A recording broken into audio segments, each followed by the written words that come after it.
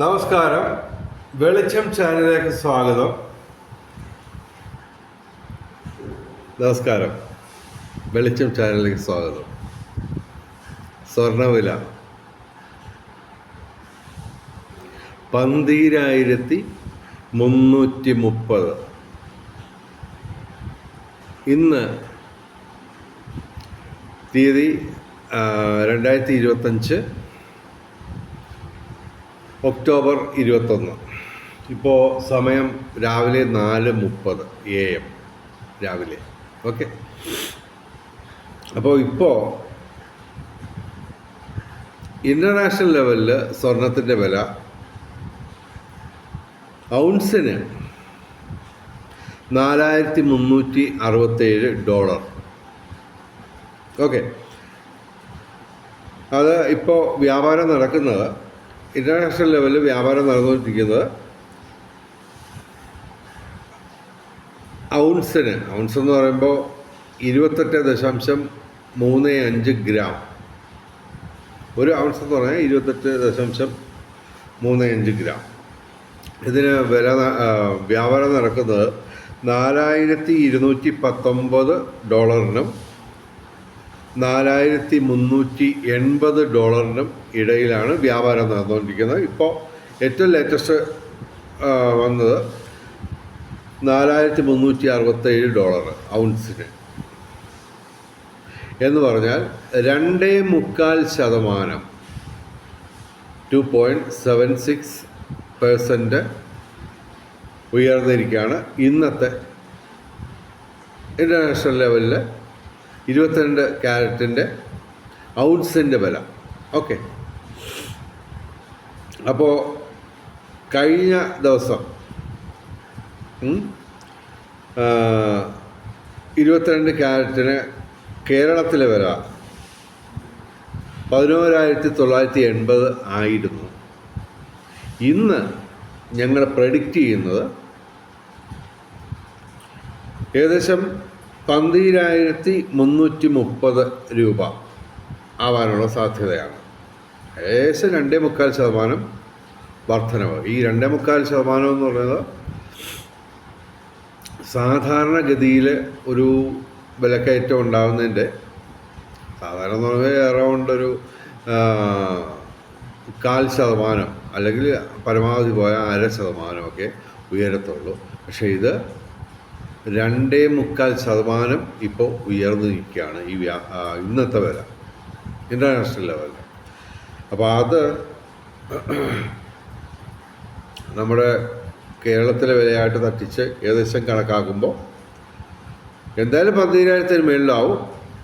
അത് 12,400 വരെ ആവാനുള്ള സാധ്യതയുണ്ട്. എങ്കിലും ഏകദേശം 12,270 തൊട്ട് 12,330 വരെ വർദ്ധിക്കാനുള്ള സാധ്യതയാണ് ഞങ്ങൾ കാണുന്നത്. അപ്പോൾ കേരളത്തിലെ മിക്കവാറും ജ്വല്ലറികളിലെല്ലാം തന്നെ വ്യാപാരം നടക്കുന്നില്ലെന്നുള്ളതാണ് സത്യം. പക്ഷേ സ്വർണ്ണക്കടകളിൽ സ്വർണം വാങ്ങാൻ ആളില്ല, പക്ഷേ സ്വർണത്തിന് വില കയറുന്നു. ഇവിടുത്തെ സാധാരണ മലയാളി ചിന്തിക്കുന്നത് സ്വർണത്തിന് ഡിമാൻഡ് കൂടുന്നു. കേരളത്തിൽ ഡിമാൻഡ് കൂടുന്നുണ്ടോയെന്ന് ചോദിച്ചു കഴിഞ്ഞാൽ ഇല്ല. കാരണം ഈ വിലക്കൊക്കെ ആര് വാങ്ങിക്കും? പക്ഷെ എന്നിട്ടും സ്വർണത്തിന് വില കൂടിയാണ്. എന്താണ് ഇതിൻ്റെ രഹസ്യം? ഇവിടുത്തെ സാധാരണക്കാർ പോയി 10 പവൻ അല്ലെങ്കിൽ മാക്സിമം 20 പവൻ ഒക്കെ വാങ്ങുന്നത് കൊണ്ടല്ല ഈ സ്വർണത്തിൻ്റെ വില കയറുന്നത്. മറിച്ച് ഇൻ്റർനാഷണൽ ലെവലിൽ സ്വർണം സുരക്ഷിത നിക്ഷേപം എന്നുള്ള നിലയിൽ രാജ്യങ്ങളും വലിയ ബാങ്കുകളും വലിയ നിക്ഷേപകരും ഇൻവെസ്റ്റേഴ്സും വാങ്ങിക്കൂട്ടുന്നു. അത് അവർ വാങ്ങുന്നത് പവൻ കണക്കിനൊന്നുമല്ല, കിലോ കണക്കിനുമല്ല, ടൺ കണക്കിനാണ് വാങ്ങുന്നത്.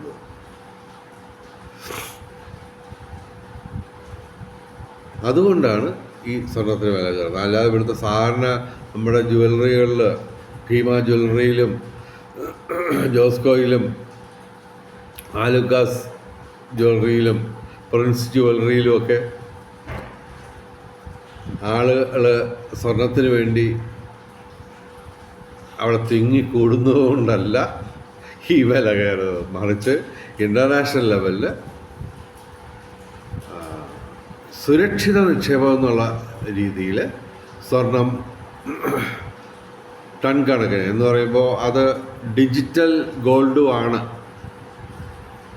ആഭരണങ്ങളായിട്ടല്ല, മറിച്ച് സ്വർണ്ണ ബാറുകളായിട്ട് കിലോ കണക്കിനും ടൺ കണക്കിനുമൊക്കെയാണ് ഈ രാജ്യങ്ങൾ എന്ന് പറയുമ്പോൾ ഇന്ത്യ ഉൾപ്പെടെയുള്ള രാജ്യങ്ങൾ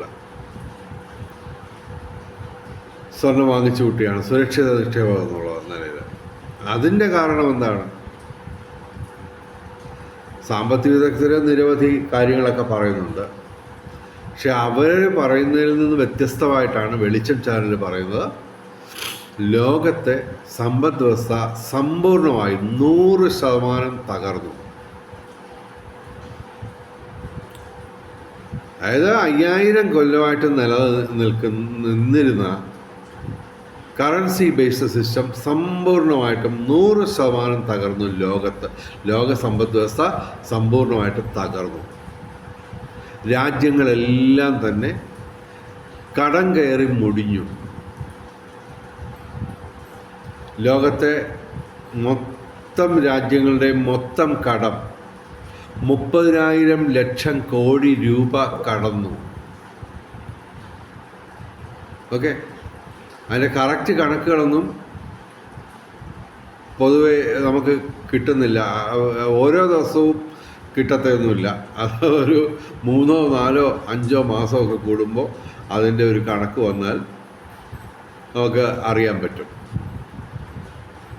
ഇത് ഞാൻ പറഞ്ഞത് ഏകദേശം ഏപ്രിൽ 2025 കണക്കാണ്. ഈ 30,000 ലക്ഷം കോടി രൂപ കടം, ലോകരാജ്യങ്ങളുടെ എല്ലാം കടം എന്നുള്ളത് ഞാൻ പറഞ്ഞത്. അത് ഇപ്പോഴത്തെ നിലവാരത്തിൽ ശരിക്കും ഒരു 32,000 ലക്ഷം കോടി രൂപ കവിഞ്ഞു എന്നാണ് അനൗദ്യോഗികമായിട്ടുള്ള വിവരം. ഓക്കെ, അതേസമയം ലോകത്തിൻ്റെ GDP എന്ന് പറഞ്ഞാൽ ഏകദേശം 10,000 ലക്ഷം കോടി രൂപയാണ്. എന്ന് പറഞ്ഞു കഴിഞ്ഞാൽ 1 കോടി രൂപ ആസ്തിയുള്ളവർ 3 കോടി രൂപ കടവായ എങ്ങനെ ഇരിക്കും? അങ്ങനെയാണ് മനുഷ്യവംശത്തിൻ്റെ, ലോക രാജ്യങ്ങളുടെ അവസ്ഥ. ഇത് ഏകദേശം ഏപ്രിൽ 2025 കണക്കാണ്, ഏകദേശ കണക്കാണിത്. അപ്പോൾ ഏകദേശം ഒരു 6% വെച്ച് ലോകത്തിൻ്റെ ഡെപ്റ്റ് ടു GDP റേഷ്യോ ഓരോ മാസവും കൂടിക്കൊണ്ടിരിക്കുക, ഏകദേശം അറൗണ്ട് 6%. അപ്പോൾ ആ കണക്കനുസരിച്ച് 328% എന്നുള്ള ഡെപ്റ്റ് ടു GDP റേഷ്യോയുടെ കണക്ക്, അത് ഏകദേശം 6 മാസം മുമ്പുള്ള കണക്കാണ്. അത് ഏകദേശം ഇപ്പോൾ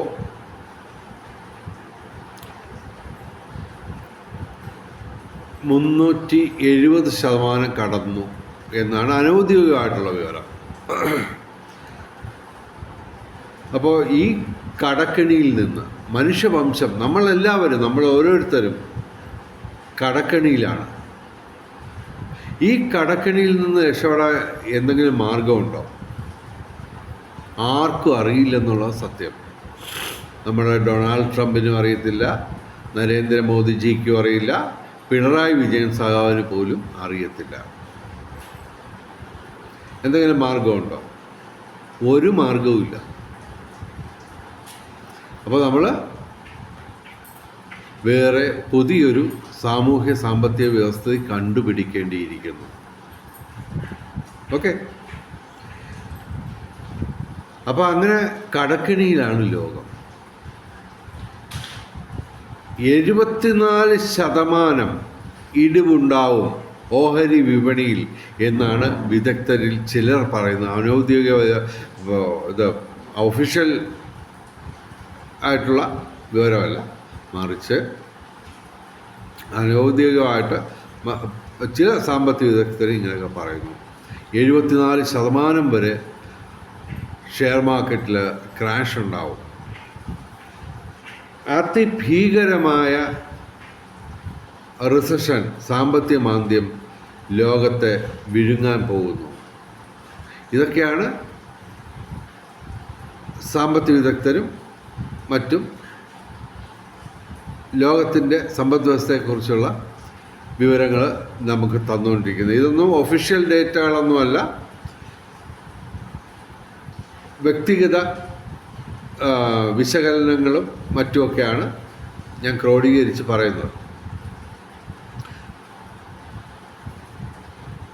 അപ്പോൾ അങ്ങനെ ലോക സമ്പദ് വ്യവസ്ഥ സമ്പൂർണ്ണമായി 100% തകർന്നു. 5000 കൊല്ലമായിട്ട് നിലനിൽക്കുന്ന കറൻസി ബേസ്ഡ് സിസ്റ്റം സമ്പൂർണ്ണമായും തകരുന്നു. ഓക്കെ,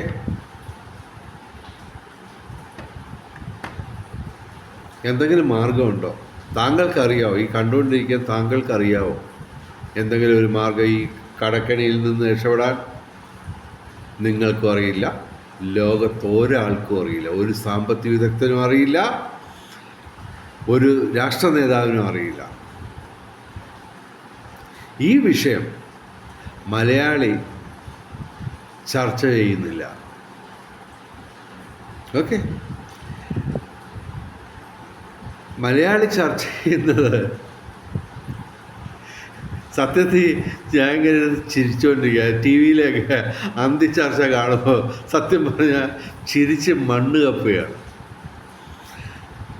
അവർ ഈ ഏറ്റവും ഭീകരമായ ഈ വിഷയം ലോകത്തെ ഗ്രസിച്ച, അതായത് വംശത്തെ ഗ്രസിച്ച, വിഴുങ്ങിക്കഴിഞ്ഞ, സമ്പൂർണ്ണമായും വിഴുങ്ങിക്കഴിഞ്ഞ ഈ വിഷയത്തെപ്പറ്റി മലയാളി ചർച്ച ചെയ്യുന്നില്ലെന്ന് മാത്രമല്ല, ഇങ്ങനൊരു വിഷയം ഉണ്ടെന്ന് പോലും ഈ മലയാളിക്ക് അറിയില്ല. അതിനേക്കാൾ അതിഭീകരമായ ഒരവസ്ഥയാണ്.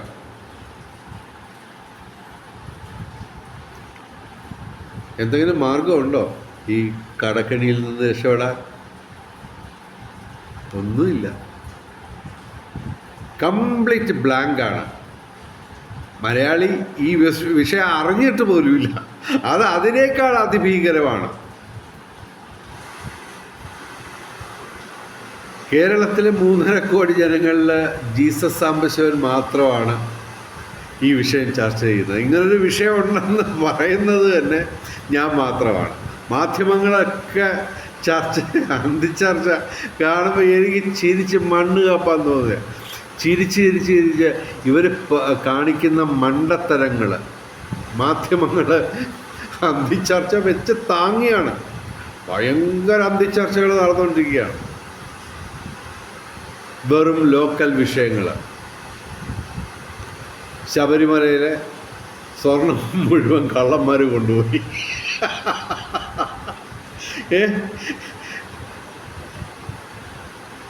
അത് അതിനകത്ത് രാഷ്ട്രീയക്കാരും ഉൾപ്പെട്ടിട്ടുണ്ടെന്നാണ് പലരും സംശയിക്കുന്നത്. അനൗദ്യോഗിക വിവരമാണ്, ഔദ്യോഗിക വിവരമൊന്നുമല്ല. കുറേ പോറ്റിമാരും ചില ഉദ്യോഗസ്ഥന്മാരും രാഷ്ട്രീയക്കാരും ഒക്കെ ചേർന്ന് അടിച്ചു മാറ്റി എത്രയോ കിലോ സ്വർണം. അപ്പോൾ അതൊക്കെയാണ് മലയാളികൾ ചർച്ച ചെയ്തുകൊണ്ടിരിക്കുന്നത്. ഓക്കെ, പക്ഷേ അതിനേക്കാൾ അതിഭീകരമാണ് ഈ വിഷയം. പക്ഷേ ലോക സമ്പദ് വ്യവസ്ഥ 100% തകർന്നു തരിപ്പണമായി, ഭസ്മമായിപ്പോയി. ലോക സമ്പദ് വ്യവസ്ഥ ഭസ്മമായിപ്പോയി. ഇത് 3.5 കോടി മലയാളികളിൽ ജീസസ് സാംബശിവൻ മാത്രമാണ് ചർച്ച ചെയ്യുന്നത്. ഓക്കെ, ഞാനിങ്ങനെ ചർച്ച ചെയ്യുന്നു, ഒറ്റയ്ക്ക് ഇരുന്ന് ചർച്ച ചെയ്യുന്നു. ആരും ഈ വീഡിയോ ഒന്നും കാണുന്നില്ല. അതിനൊരു പരിഹാരം ആരും നിർദ്ദേശിക്കുന്നില്ല. ഇങ്ങനൊരു വിഷയം ഉണ്ടെന്ന് പോലും ഒരൊറ്റ മലയാളി അറിഞ്ഞിട്ട് പോലുമില്ല. അതാണ് ഏറ്റവും വലിയ അതിഭീകരമായ വിഷയം. ഓക്കെ, അപ്പോൾ തൽക്കാലം ഞാനൊരു നിർദ്ദേശം 34 വർഷമായിട്ട് പറയുന്നു. അത് 2000 സാമ്പത്തിക വിദഗ്ധർ സപ്പോർട്ട് ചെയ്യുന്നു. അതൊക്കെ ഒരു വശത്തൂടെ നടക്കുകയാണ്. ഇതെല്ലാം തന്നെ ഞാനിത് പറയുന്നത് മലയാളികളെ ഇത് ഏതാണ്ട് ബോധിപ്പിച്ച് എന്തെങ്കിലും കാര്യം നേടാനല്ല, മറിച്ച് ഞാൻ ഈ സംസാരിക്കുന്നതും ചിന്തിക്കുന്നതുമൊക്കെ പ്രപഞ്ചശക്തി അറിയുന്നുണ്ട്, ഈശ്വരനെ അറിയുന്നുണ്ട്. ആ ഈശ്വരനെ ബോധിപ്പിക്കാൻ വേണ്ടി മാത്രമാണ് ഞാൻ ഈ വീഡിയോ ഇടുന്നത്. അല്ലാതെ മലയാളി ഒരു കാലത്തും ഈ വിഷയം അറിയത്ത് പോലുമില്ല. എന്തായാലും സ്വർണ്ണവില ഇന്ന് ഞങ്ങൾ പ്രഡിക്റ്റ് ചെയ്യുന്നത് ഏകദേശം 22 ഗ്രാമിന് 22 ക്യാരറ്റ് സ്വർണത്തിന് ഗ്രാമിന് 12,330 ആവുമെന്നാണ്. അത് ഒരു 50 രൂപ അങ്ങോട്ടോ ഇങ്ങോട്ടോ മാറാം. ഓക്കെ, കാരണം വളരെ ഡ്രാസ്റ്റിക് ആയിട്ടുള്ള ഒരു വിലക്കയറ്റമാണ് ഇൻ്റർനാഷണൽ മാർക്കറ്റിൽ സ്വർണത്തിനുണ്ടായിരിക്കുന്നത്. അപ്പോൾ അത് ഏകദേശം 12,330 ഇന്ന് സ്വർണത്തിന് വിലയാവും എന്നാണ് ഞങ്ങൾ പ്രഡിക്റ്റ് ചെയ്യുന്നത്. എന്തായാലും കറൻസി രഹിത വ്യവസ്ഥ, കറൻസി ഫ്രീ സിസ്റ്റം എന്ന് യൂട്യൂബിൽ സെർച്ച് ചെയ്യുകയാണെങ്കിൽ ഇതുമായിട്ട് ബന്ധപ്പെട്ട ഞങ്ങൾ നിർദ്ദേശിച്ചിട്ടുള്ള പരിഹാര മാർഗം, അതായത് ലോക സമ്പദ് വ്യവസ്ഥയെ രക്ഷിക്കാൻ ഞങ്ങൾ നിർദ്ദേശിച്ച കറൻസി രഹിത വ്യവസ്ഥയുടെ വീഡിയോസ് കാണാൻ പറ്റും. എന്തായാലും തൽക്കാലം വിടവാങ്ങുന്നു. നമസ്കാരം, ശുഭദിനം.